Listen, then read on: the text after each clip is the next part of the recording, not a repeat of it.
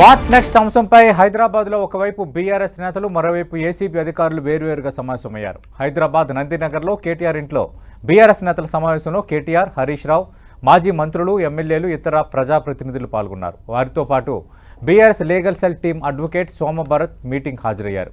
High court order copy వచ్చాక సుప్రీంకోర్టుకు వెళ్తామని సోమభరత్ తెలిపారు. మరోవైపు ఏసీబీ కార్యాలయంలో అధికారులు సమావేశమయ్యారు. హైకోర్టు ఇచ్చిన తీర్పుపై వారు చర్చిస్తున్నారు. తదుపరి చర్యలపై ఈ సమావేశంలో ఏసీబీ అధికారులు నిర్ణయం తీసుకోబోతున్నారు. ఇప్పటికే గ్రీన్కోతో పాటు అనుబంధ సంస్థల్లో ఏసీబీ సోదాలు చేస్తోంది.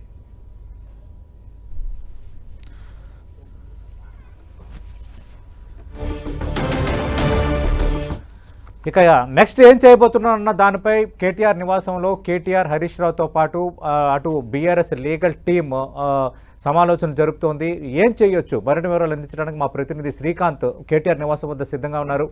శ్రీకాంత్, ఏమనుకుంటున్నారు? ఏం చర్చ జరుగుతోంది? ఆల్రెడీ సుప్రీంకోర్టుకి వెళ్ళొచ్చు అంటున్నారు. అలాగే ఏసీబీ కోర్టులో యాంటిసిపేటరీ బెయిల్కు అప్లై చేసే ఛాన్స్ ఉందంటున్నారు. అసలు ప్లాన్ ఏంటి? ఏం చేయబోతున్నారు నెక్స్ట్?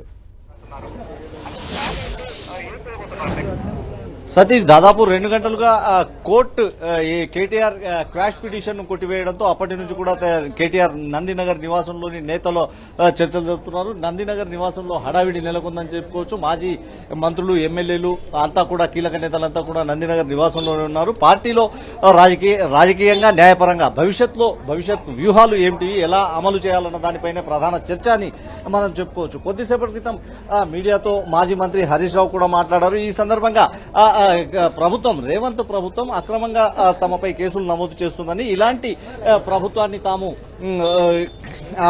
ఎదుర్కొంటామని, రేవంత్ చేసే తప్పులను ఎత్తి చూపుతామని, ఎప్పటికప్పుడు ప్రశ్నిస్తూనే ఉంటామని హరీష్ రావు చెప్పడం జరిగింది.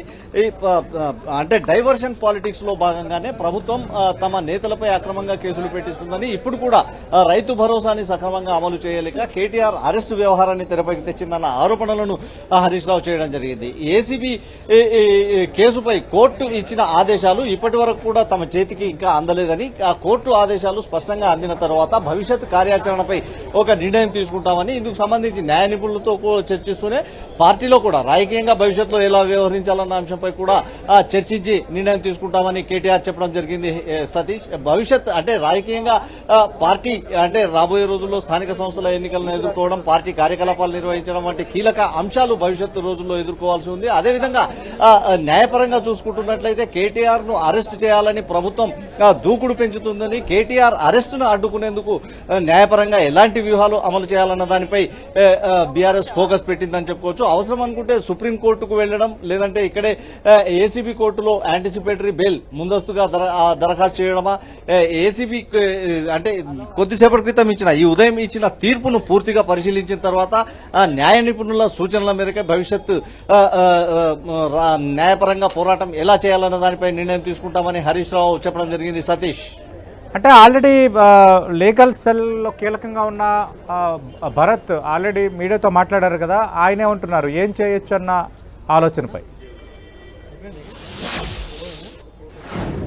పిటిషన్ ను కొట్టివేస్తూ కోర్టు డిస్మిస్ చేసిన సమాచారం తమకు అందిందని, పిటిషన్ డిస్మిస్ ఎందుకు చేసింది, లీగల్ గా ఏ అంశాలు దాంట్లో కోర్టులో మళ్లీ ప్రస్తావించారు, ఏ అంశాలపై భవిష్యత్ కార్యాచరణ అమలు చేసేందుకు తమకు అవకాశం ఉంటుందన్న దానిపై తాము దృష్టి పెడతామని భరత్ చెప్పడం జరిగింది. కొంతమంది న్యాయవాదులు ఇప్పటికే కేటీఆర్ నివాసంలో ఉన్నారు. వారందరితో కూడా కేటీఆర్ సహా పార్టీ నేతలంతా చర్చలు జరుపుతున్నారు. ఇందుకు సంబంధించి భవిష్యత్ న్యాయపరంగా అనుసరించాల్సిన వ్యూహాలపై కూడా పార్టీ కీలకంగా ఫోకస్ పెట్టిందని చెప్పుకోవచ్చు.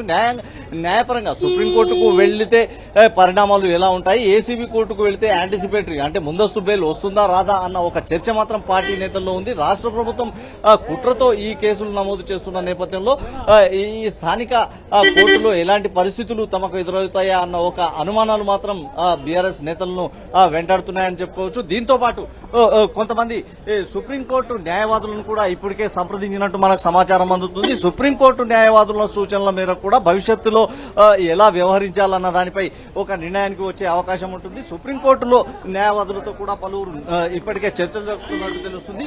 పార్టీలో సీనియర్ నేత వినోద్ కుమార్ కొద్దిసేపటి క్రితమే నివాసానికి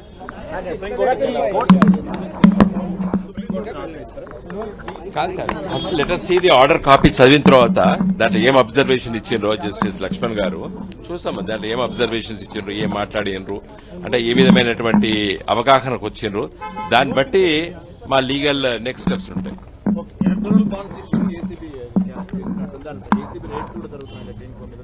దీనికి సంబంధం లేదండి.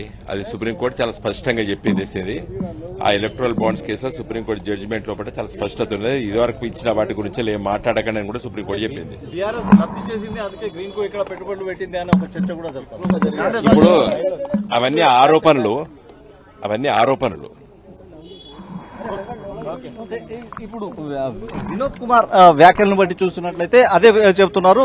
హైకోర్టు తీర్పు కాపీ తమ చేతికి అందిన తర్వాతనే తదుపరి కార్యాచరణ తమకు సిద్ధమవుతుందని, ఎలా వ్యవహరించాలన్న దానిపై స్పష్టత వస్తుందన్న అభిప్రాయాన్ని వినోద్ కుమార్ చేశారు. ఆ పార్టీలో సీనియర్ నేతగా ఉన్నారు, ఆయన న్యాయవాది కూడా. ఈ పరిణామాలను పరిశీలిస్తే హైకోర్టు తీర్పు కాపీ అందిన తర్వాతనే భవిష్యత్ కార్యాచరణపై స్పష్టత వచ్చే అవకాశం ఉంది. సతీష్, శ్రీకాంత్, మరి రాజకీయంగా బీఆర్ఎస్ ఎలా ఎదుర్కోవచ్చు? దాదాపు కేటీఆర్ అరెస్టు ఖాయమన్న ఆలోచనలో కొందరు బీఆర్ఎస్ నేతలు ఇప్పటికే ఉన్నారు. ఏం చేయబోతుంది బీఆర్ఎస్?